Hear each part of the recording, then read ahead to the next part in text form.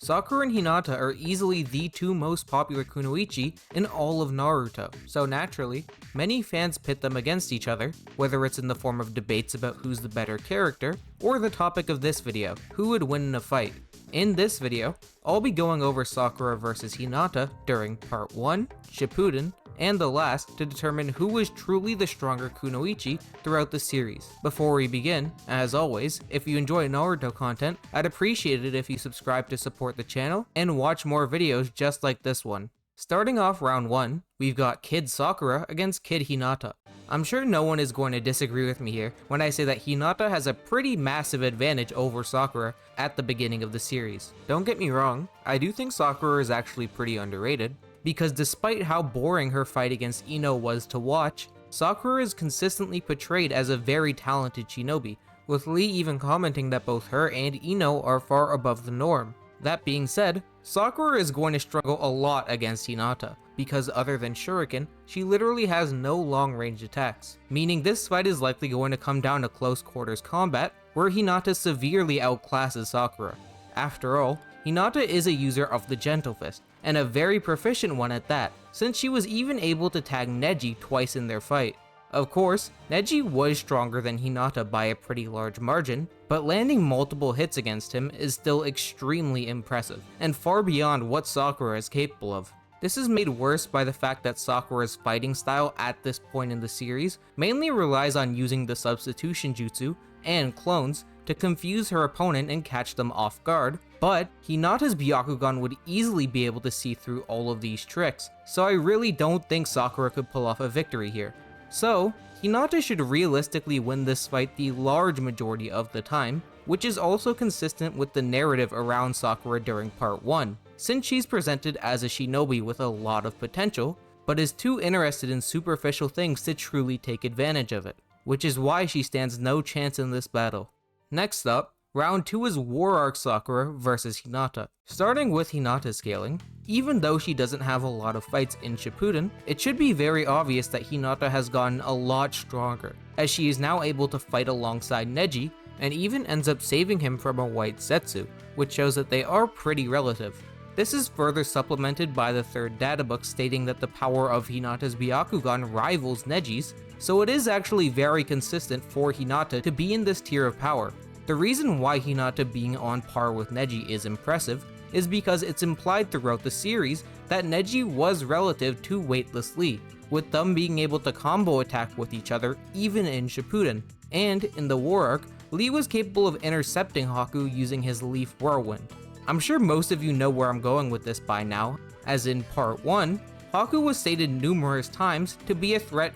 even beyond Kakashi, so Lee being able to block Haku's attacks would mean that him, Neji, and Hinata scale to, if not above this version of Kakashi. Now obviously, I will say that Kakashi goes on to get way stronger after the Land of Waves arc, so trying to scale Hinata to any version of Kakashi past Part 1 would be pretty crazy. But even in Part 1, Kakashi was regarded as the strongest Jonin in the Leaf, so Hinata should still be high Jonin level at the very least. And this gets even more impressive when you consider that Hinata would go on to become even more powerful when she masters the 64 palms, with the fourth databook even mentioning that Hinata had surpassed her previous limits. Taking this into consideration, by the end of the fourth war, Hinata should definitely be on the tippity top of Jonin level, and maybe even on the lower end of Kage level, as crazy as that sounds. However, even this tier of power may not be enough to take on Sakura, since she is stated to have caught up to Mastered KCM Naruto and EMS Sasuke, which I know people like to clown on, but there is genuinely nothing contradicting it. In fact, this is directly confirmed in the fourth databook, reading, "To rescue Sasuke from the darkness, to obtain the strength to protect the two, she underwent an extremely strict training, and then, her ambition bore fruit during the Fourth Great Shinobi War. She strongly leaned against their two backs, which she had just reached." Plus, it does actually seem like Sasuke himself thinks that Sakura is on his level as well, since in the same scene where Sakura says she's caught up to them, Sasuke tells Naruto not to drag him and Sakura down. Sasuke including Sakura in this statement heavily implies that he thinks she's relative enough to Naruto and Sasuke to be of help. Keep in mind, Sasuke would not hesitate to tell Sakura she's useless if that's what he genuinely thought. In fact, he does exactly that when they're fighting Ten Tails Madara. So Sasuke going out of his way to say that Naruto's the one who may drag himself and Sakura down clearly implies that she's on their level. Then, to wrap this Sakura scaling in a nice bow, right after all these statements are made, Team 7 is heavily implied to be the next generation of the Sannin, with the title of the chapter being called The New Three-Way Deadlock. This further supplements the idea of Sakura catching up to Naruto and Sasuke, because the whole point of the Sannin is that they're all shinobi of the same caliber, with a major narrative in part 1 being that each Sannin has a shot at beating each other. So, all of these pieces of evidence put together should prove that Sakura has in fact caught up to KCM Naruto, which does paint a pretty bad picture for Hinata, because a weaker Naruto was able to save her from Zetsu, and even though this is before Hinata breaks her limits to use the 64 palms, the idea that Hinata got enough of a strength increase from this to rival Naruto is completely ridiculous. This means that Sakura should have a pretty definitive strength and speed advantage, which makes the main question if Hinata has enough of an advantage in terms of how their abilities interact to make up for the raw stat difference. And, to be blunt, the answer to that question is a resounding no. Sure, the Gentle Fist is powerful and has the ability to one-shot anyone with a well-placed strike, but the problem with this is that Sakura has trained with Tsunade in order to never get hit by any attack, as a medic's #1 priority should be to survive so that they can help heal their teammates. Using this training, Sakura was even able to dodge attacks from Sasori's Kazekage puppet, which is extremely fast and powerful. This means that Hinata is probably going to struggle a lot to land a clean hit on Sakura, and this is made worse by the fact that Hinata can't really afford to make any mistakes in this fight because Sakura has plenty of ways to beat her. I mean, all Sakura realistically needs to do is nuke the ground with her fist, or summon Katsuyu, as it's not like Hinata has any great durability feats at this point in the series, so she would likely get incapacitated by the explosion generated from Sakura punching the ground, and it's not like the Gentle Fist would work on Katsuyu, so Hinata is finished if Sakura resorts to summoning her. Because of this, Sakura should be able to win the fight pretty handily, just because in Shippuden, she got a lot more screen time to show what she's capable of, which led to her power cliffing Hinata. But all of this changes in round 3, because Hinata versus Sakura in the last is actually significantly closer due to Hinata acquiring Hamura's chakra and getting much more screen time to show how strong she is.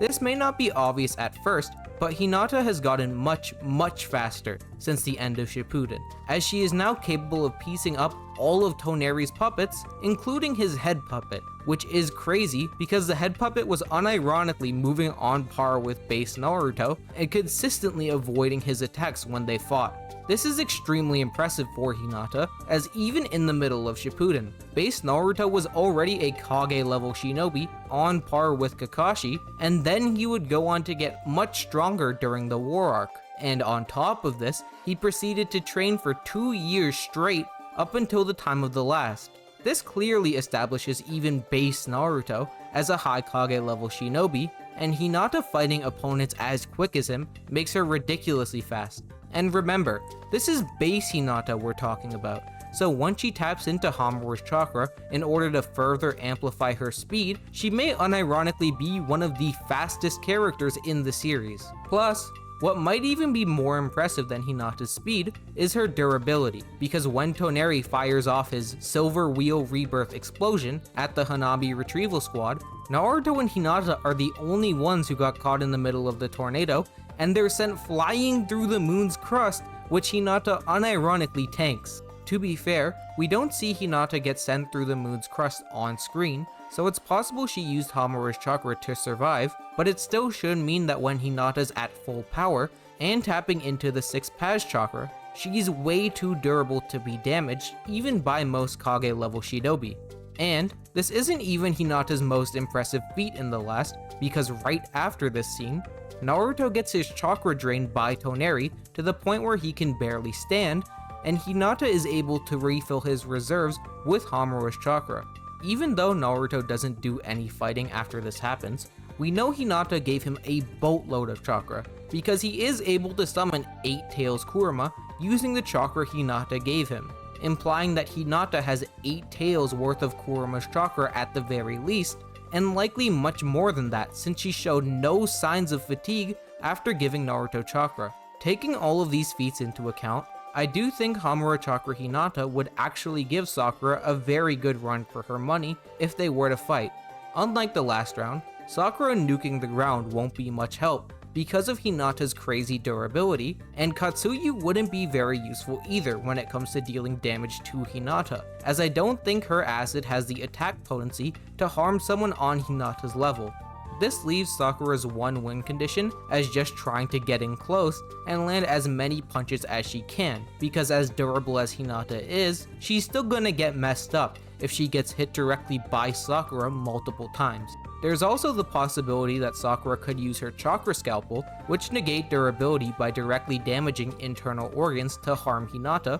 but I doubt she would actually do this in character, since the only person who fights with chakra scalpels is Kabuto, which is extremely unorthodox and something we've never even seen Sakura do. So, this fight should essentially turn into whether or not Sakura can land enough punches to take Hinata out before she gets her chakra network shut down from the Gentle Fist. And, before any of you get mad in the comment section, I know people have argued in the past that the Byakugo seal may negate the effects of the Gentle Fist, as it's an external source of chakra like the 9 tails that Naruto used to counter Neji's 64 palms. However, I doubt that Sakura could do this, as chakra is needed to activate the seal in the first place. So if Sakura's entire network was shut down, she just wouldn't be able to turn the seal on. Because of this, even though the fight is extremely contentious, I would still side with Hinata winning more times than not, due to her ridiculous feats in the last, and the 9 tails level power up she got from receiving Hamura's chakra.